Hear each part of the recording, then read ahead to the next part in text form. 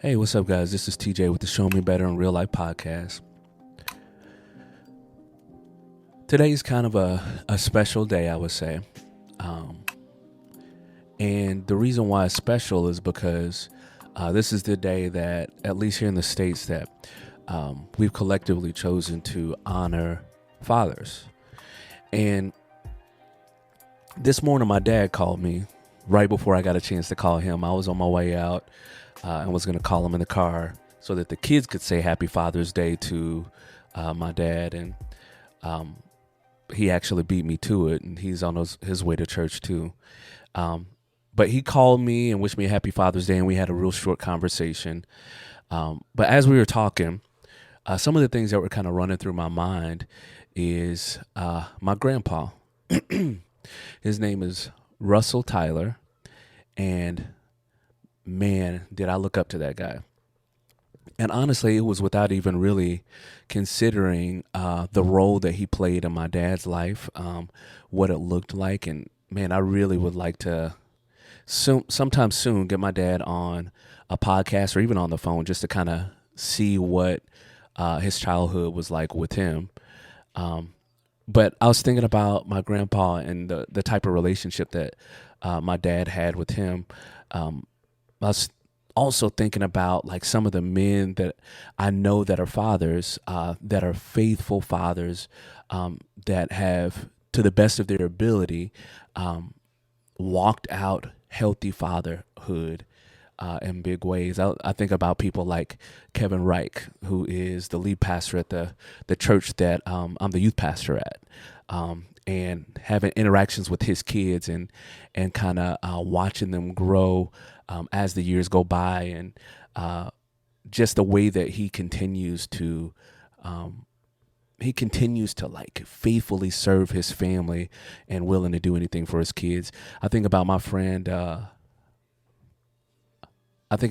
Chris Esri, and just watching him with his daughter, and how he's both protecting and loving, and how he is someone who pours into his daughter encouragement in the things that he sees that she's gifted at. I think about my friend Chris Kempfer, that has the same type of relationship with his kids, that has been there for his kids. But then I also think about people like,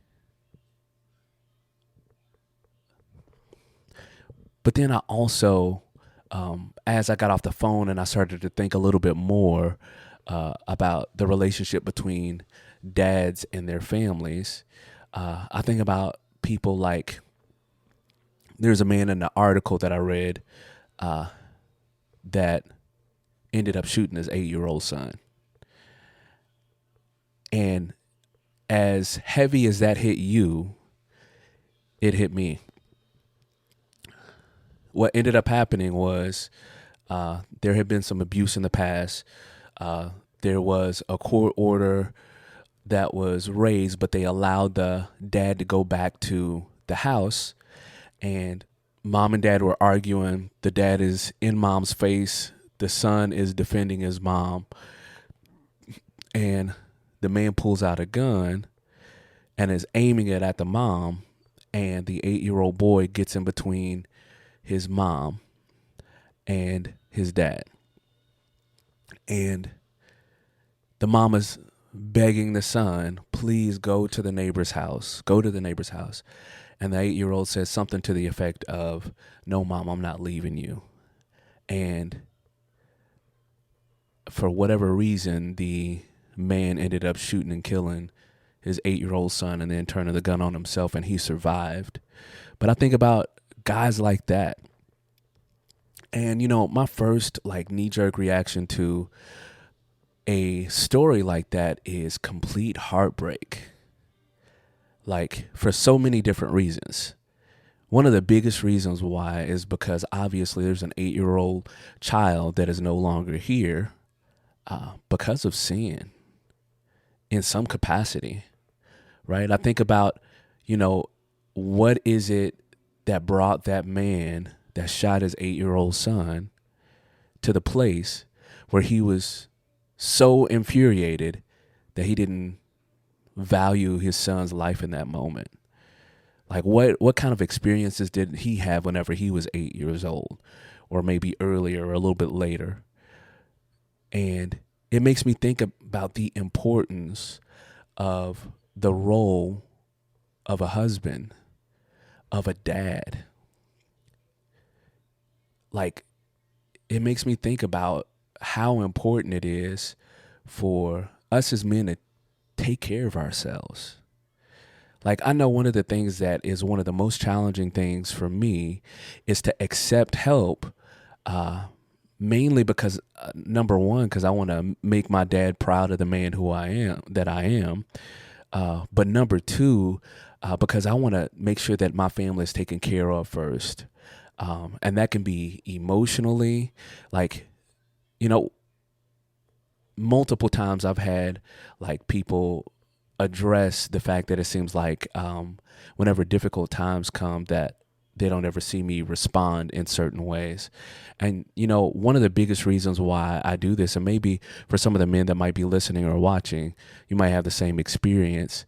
But I think one of the biggest reasons why I don't respond out loud to probably just about anybody, but especially only in front of a few people, is because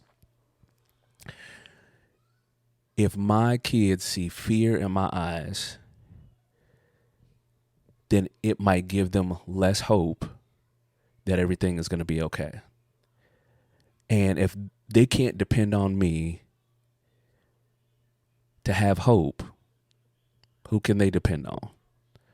Now, we know the right answer is God. We know the right answer is that, you should be depending on your creator, and that's totally true. But the first interaction, or the first representation of who God is especially in the way of protection, the way of respect, is through their dad. And so I think about both sides of the story, both sides of the coin, where I know plenty of men. Man, I could go on and on. Daniel Newsom is another one of the great examples that I can see of fatherhood, of a man who cares about his family, a man who is teaching his children things that are important to know for life, between love, between perspective on the world. I think about it all, and the question that comes to mind for me is, how is it that we are able to shift the attack on the role of a father? There is an attack on, like, the importance of having men in families. There are so many people that have kind of perpetuated this mentality of that we don't need fathers in the homes, or that women can take the place of men's roles in the family. And we have statistics that help us to understand how important men's roles are in the family. Man, I would totally say that there are so many different ways that women have been undervalued in our society, that they have been demeaned, that they have not been cared for as much, which is part of the reason why there are so many single moms. Obviously there's anomalies on the side where, women choose to be single moms, and that's their business. But part of the reason why there are so many single moms and so many young men and young women that are living without the influence that God has given through fatherhood, the gift that he's given through fatherhood, is because there is an attack on the family. And so the question that I've been thinking a lot about is, what is the answer to fatherlessness? And I don't know that there's one fix all answer, But what I'll tell you, I believe that it is having an understanding of the design that God created whenever he came up with the concept for the family, and following that design, following what it looks like to be a man that cares for his family, that protects his family, that provides for his family, that depends on God for his resources in order to be able to do those things that he's called to do, and not just providing and protecting, but also sacrificing desires, sacrificing ambitions to make sure that our children are taken care of. Because if our kids can't learn what it looks like to be protected, we're going to see more and more young men like that 8-year-old boy that have to step in between their moms and dads because of the way that maybe they grew up. And the cycle will continue. And the cycle will continue. But I think the best way for us to be able to build healthy families, to be able to cut down on crime, to be able to have young men that are not trying to solve some of the problems that they should have help doing, is by supporting the local family, is by spending time growing to know what God's design is for our life, and not going by what is the most comfortable or what we enjoy the most, but genuinely finding out what that looks like. And it doesn't look the same for everybody. For some people, it looks like that they teach their kids about cars. Or for some people, they have donut dates with their kids. Like, man, that's one of the things that I was super encouraged. There's a guy that I know from Springfield, Missouri. And I've known him for a super long time, man. It's probably been about 15, 16 years at this point. And his name is Will Maxwell. And one of the things that I have been so honored to watch him do with his kids is he's intentional about spending time with his kids. And so one of the ways that I saw him spending time with his son was the donut dates that he did. And, he posted it on social media, and I thought that was super cool to be able to just see his son being able to get that dedicated time. And so if you're a dad that's watching this and you're on either side, there's some things that I want to encourage you to do. If you have not been showing your kids what it looks like to love your wife well, or love your ex-wife well, or love your kid's mom well, or to love your work ethic. If laziness is something that you struggle with, if planning time with your kids is something that you struggle with, this is something that I want to encourage you to do, because your kids' relational health, your kids' work ethic, your kids' desire to push through difficult things largely depends on this. Your kid's salvation largely depends on this. Do whatever it takes. I'm not saying this from a place of because I am killing it. Man, there are so many times where I'm like, man, I could have spent more time with my kids. Man, I took time to do this instead of doing this. And because of that, my time with my kids suffered. Or, man, I took this job and I thought that I was going to be able to handle doing XYZ and be able to still be involved with the family. And then it didn't turn out that way. And it was because I had my eyes on other things. And so this is not about me challenging you because I've got it together. But what I'm saying is that we have to do better. We have to keep better tabs on taking care of our bodies, taking care of our mental state, taking care of our faith, letting our kids watch us correct whenever maybe we've done something that wasn't the right way to do things.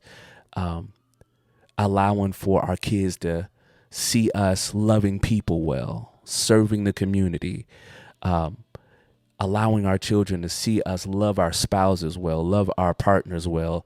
And as we do that, we're going to give, there's going to begin to be a shift in like some of the results of our not dealing with our trauma, our not dealing with our shortcomings. The last thing that we want to do is make excuses for our shortcomings, because all that's going to do is show our kids that it's okay to stay where you are. And one of the things that we're responsible for is to give a good, solid example of what it's supposed to look like to either interact with a man or to be a man. We set expectations.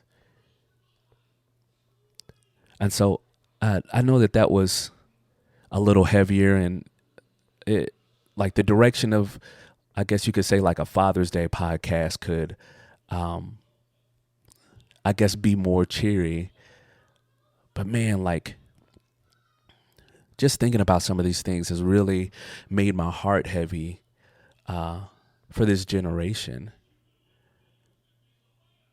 There's so many things that are out to attack our kids. There's so many things that are looking to attack our families, and it's only going to get harder. And so a couple of things has to happen, and I'll end with this. A couple of things has to happen in order for this thing to work. One of them is that